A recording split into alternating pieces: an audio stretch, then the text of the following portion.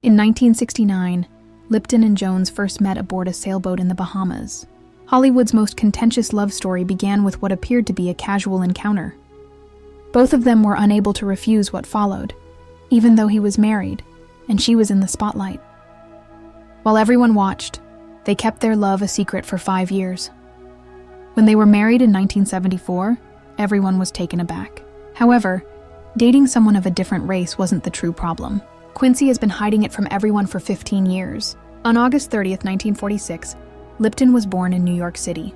At first glimpse, her family appeared to be really attractive. They were intelligent, wealthy, and popular with others. Her father attended Harvard and practiced corporate law.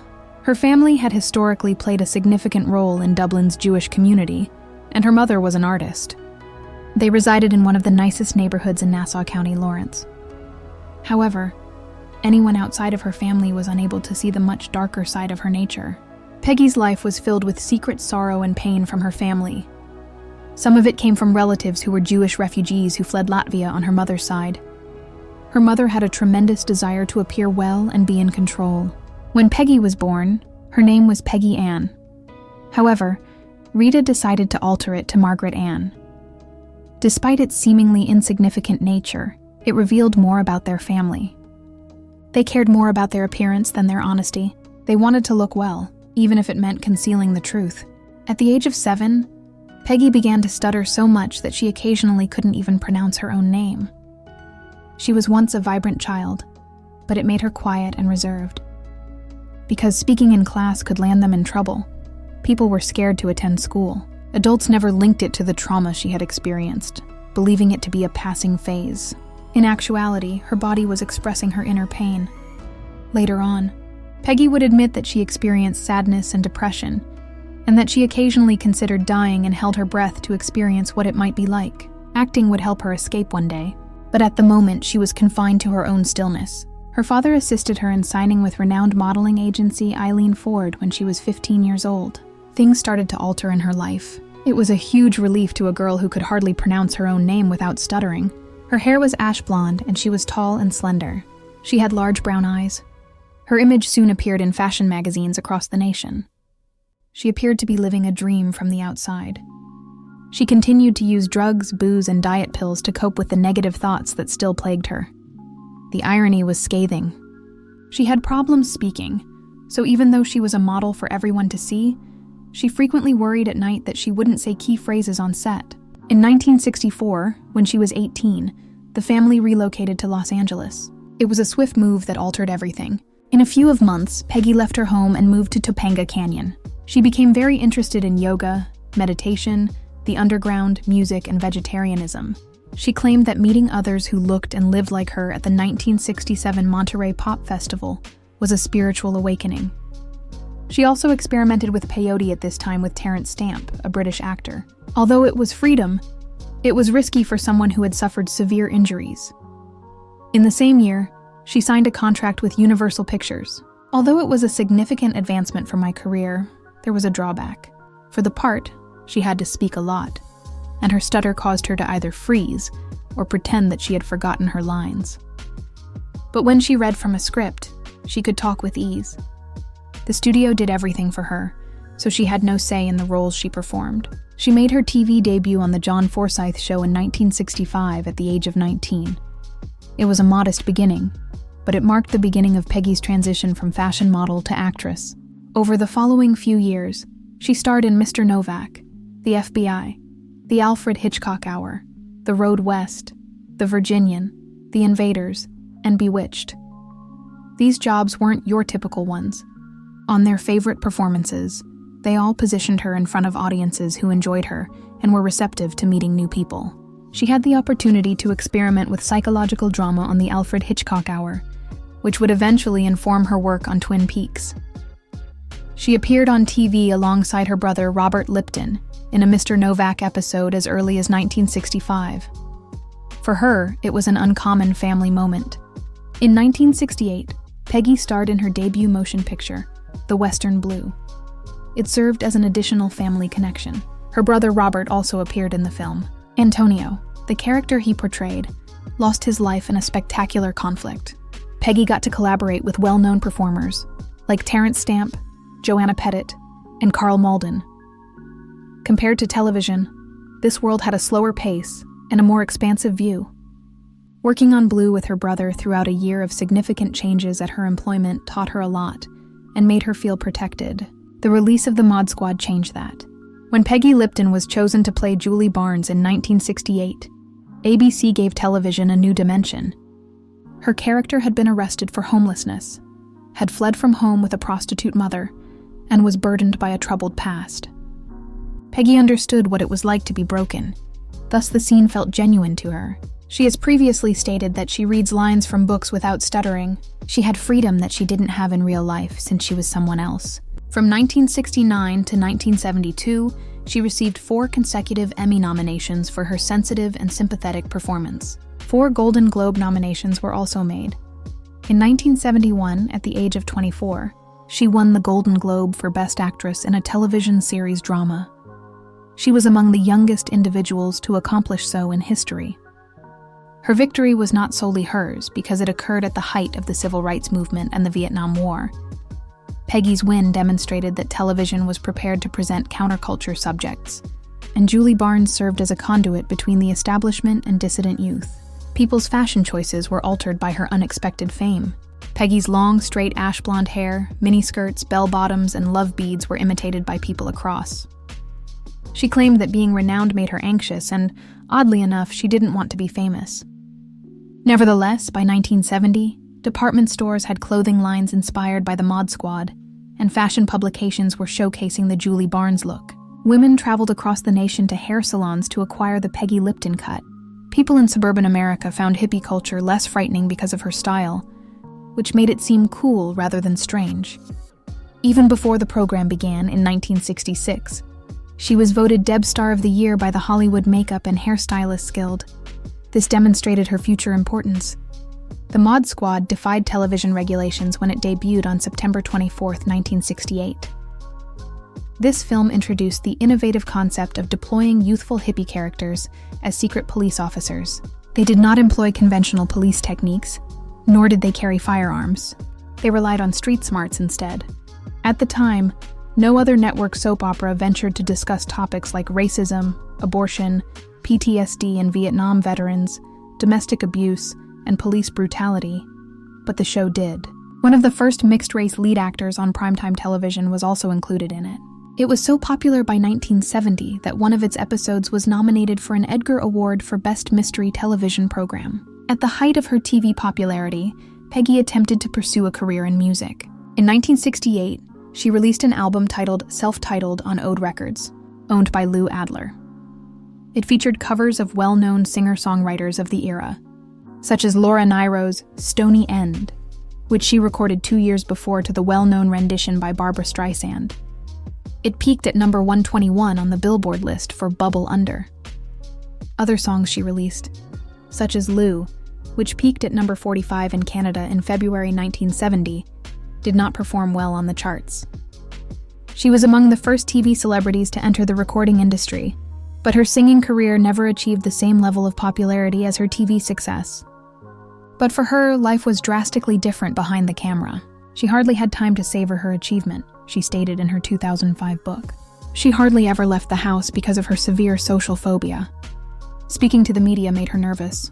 She experienced negative childhood experiences, such as a severe stammer that made it difficult for her to pronounce her own name, which contributed to her shyness. Despite her fame, she still felt insecure. It increased their volume. Her romantic life was no different.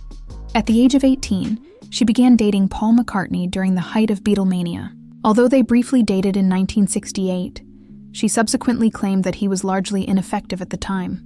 She has had prominent romances with Lou Adler, Keith Moon, and Terence Stamp. She once came dangerously close to having sex with Sammy Davis Jr., who was very demanding. Some even said that she sought to pique Elvis's interest in Scientology, which is why their relationship terminated. Despite the fact that millions of people loved her, she claimed to be extremely lonely. Before meeting Quincy Jones in 1973, she claimed to have been quite alone. She acknowledged that her relationships were more fantasy than reality, and that she frequently dated men who weren't emotionally available. When she was younger, She would contemplate death and attempt to experience what it would be like to breathe her last breath. This demonstrated that beneath her calm and self-assured public front, she harbored sinister impulses. From an early age, she was exploited by the company. The Eileen Ford modeling agency signed her when she was 15 years old. She was thrust into a world that was sexualized very rapidly. By the time she was 17, she had learned to disguise her appearance since she didn't like it. To cope with her depression, she resorted to using substances including cocaine, marijuana, and diet pills. Because she had to spend long hours on Mod Squad, she was exhausted. She was worn out and even less interested in people by the end of the 5 years. She found it difficult to stay true to herself because of what made her famous. When Peggy Lipton first met Quincy Jones on a cruise in the Bahamas in 1969, she was just 22 years old and well known from the Mod Squad.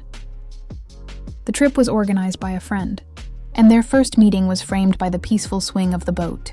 Jones was already a great music producer, and what's more, he was married. Later, Lipton claimed that she immediately felt drawn to him, a silent confidence she was unable to explain. However, she was aware that she should control her fantasies. He was married to Ulola Anderson, a stunning Swedish woman who kept her feelings for him a secret. She would never forget that moment, even after the sunny afternoon was past. They had no idea that it would be the beginning of a romance that would be the subject of years of Hollywood discussion. 5 years later, in 1974, Lipton learned in Hollywood that Jones had broken up with someone. In the intervening years, she met well-known individuals like Ryan O'Neal and Elvis Presley. However, I had never truly forgotten that Bahamas day. Jolie, Jones's daughter, connected her with him. She wanted to know if this was the proper moment. When Jolie called back with a response, Lipton chuckled. She was among the top 10. "But you had a bullet, baby," Jones added, indicating that she was rapidly rising to the top. The spark immediately flared up again. 2 weeks after they reconciled, Lipton moved into his new Los Angeles residence. She learned to cook before she moved in, since Jones didn't trust a woman who couldn't manage herself in the kitchen.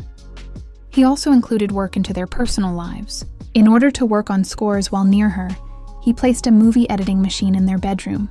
That same year, their lives took an unexpected and frightening turn. When Jones was 41 years old, he was diagnosed with 2 brain tumors simultaneously. They nearly killed him. The first one suddenly attacked him while he and Lipton were at home.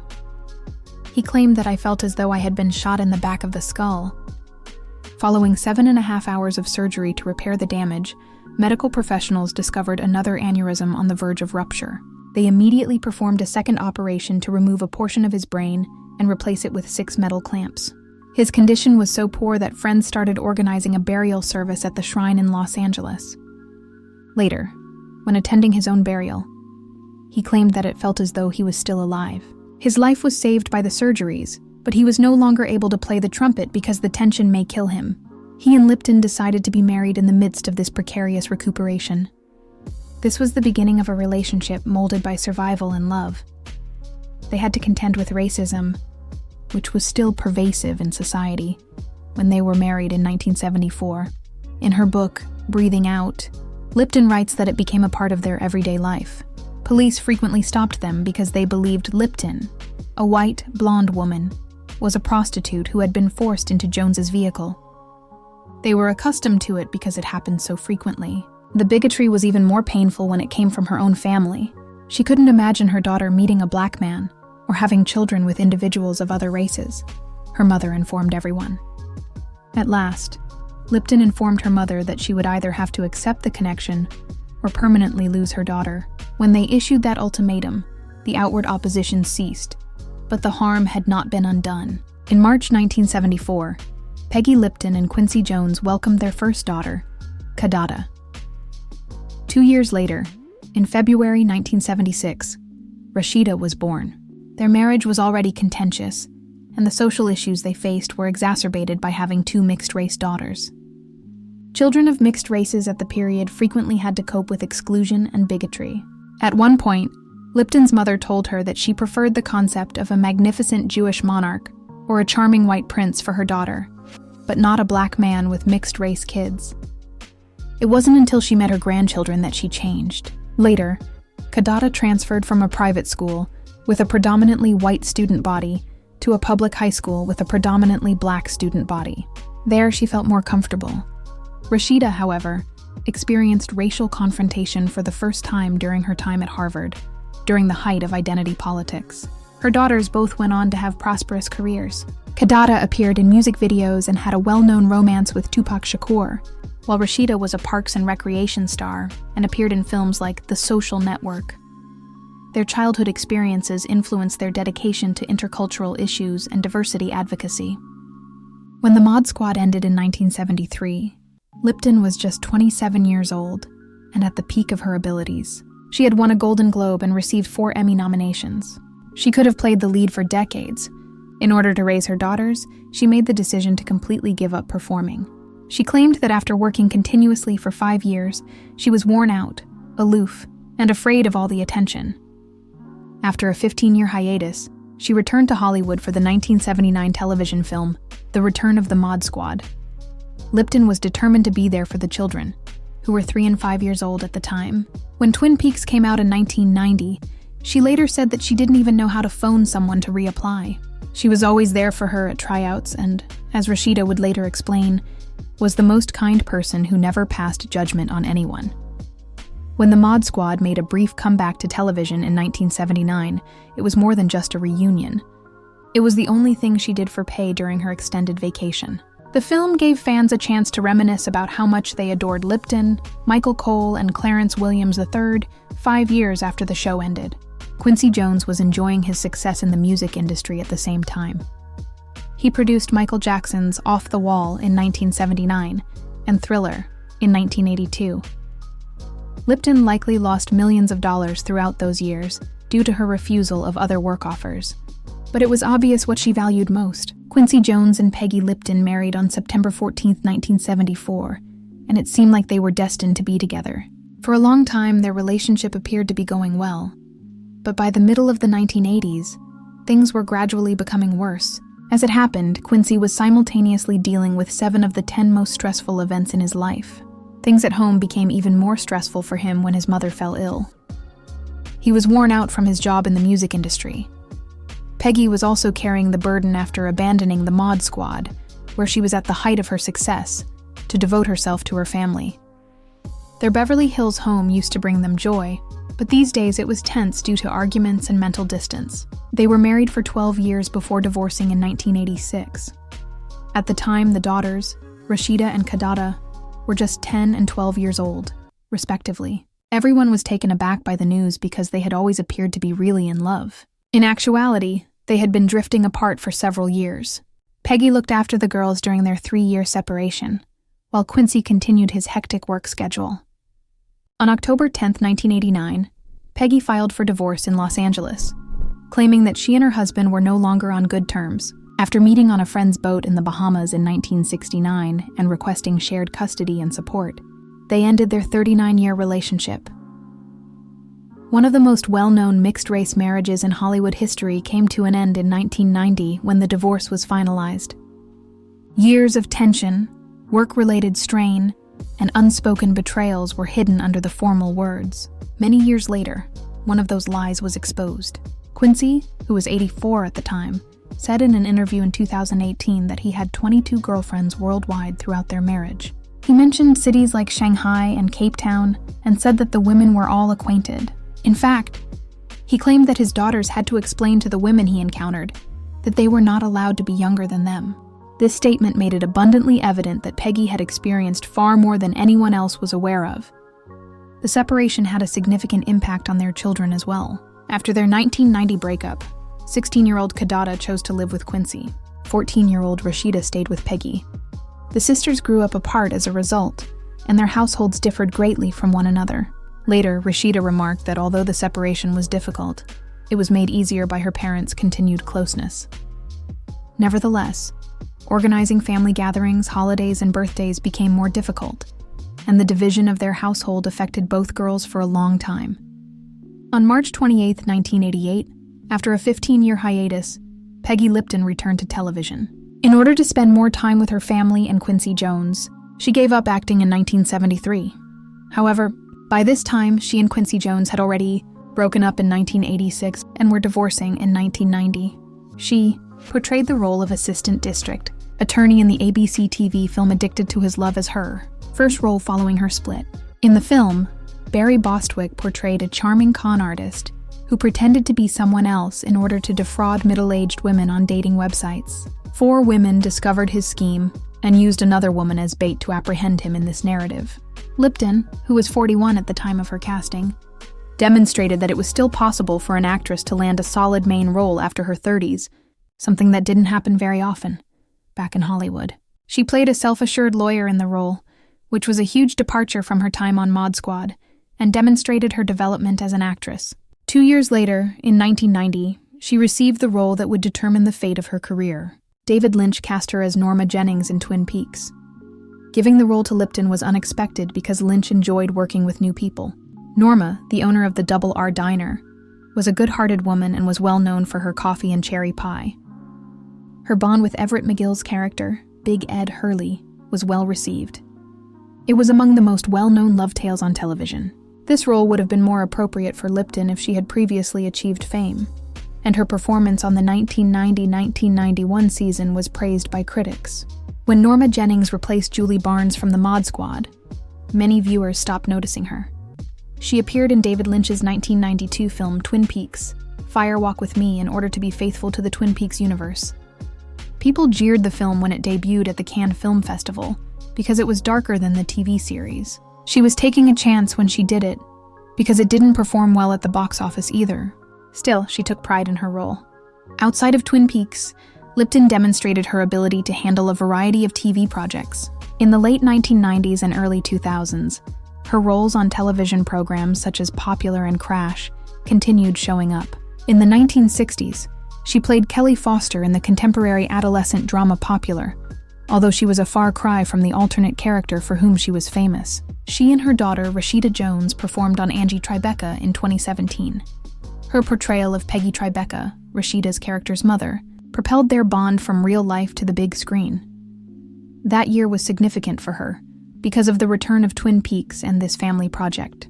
Born on February 25, 1976, she is now a well-known actor who has been in shows including The Social Network, Parks and Recreation, and The Office. Her documentary on her father, Quincy Jones, even earned her a Grammy. Lipton's other daughter, Kadada, had also achieved success in the entertainment industry.